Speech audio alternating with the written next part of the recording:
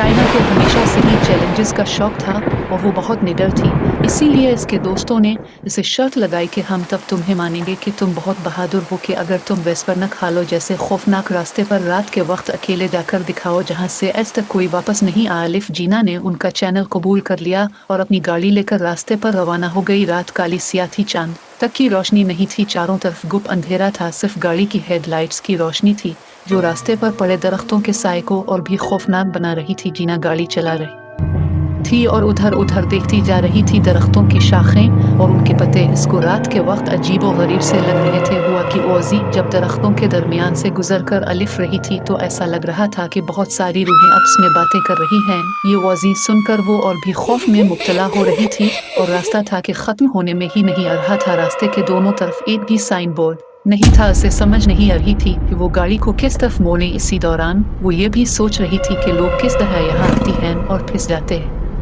कोई वापस नहीं लूटता। ऐसा किया है इस जगह अचानक से इसका रेडियो बजने लगा जो कि काफी टाइम से खराब था और इसमें से अजीब सी आवाज़ें आना शुरू हो गई जैसे कि उसे कोई कुछ बताने की कोशिश कर रहा है। आवाज़ ठीक से सुनाई नहीं दे रही थी पर जीना को समझ में उगा कि वो अब्बास उसे क्या मैसेज देना चाह रही थी और इस मैसेज को सुन के इसके जिस्म में कपकी सी तारी हो गई। वो आवाज़ इससे कह रही थी कि वो यहाँ से वापस चली जाए मगर जीना फिर भी गाड़ी चलाती रही। कभी उसको अपने सामने रोड पे अजीब व गरीब सी शक्लें नजर आती जो तेजी से इसके सामने से गुजर जाती मगर जीना उनको अपना वहम समझ के उन पर ज्यादा तवज्जो नहीं देती थी। अचानक से एक खतरनाक मोड़ पे जीना ने तेजी से गाड़ी मोड़ी। सामने का मंजर देख के इसकी आंखें फटी की फटी रह गई। इसने तेजी से ब्रेक लगा के गाड़ी को रोका। रोड पे सामने एक लड़की खड़ी थी, बिल्कुल अकेली। इसके काले काले लंबे बाल इसके चेहरे पे पड़े हुए थे। वो लड़की जीना की तरफ अपनी खाली आंखों से खो रही थी और जीना के जिस्मीन में इसको देख के जैसे खून जिमसा गया हो। जीना ने कहानियां सुनी हुई थी कि इस रास्ते पे एक लड़की की मौत हो गई थी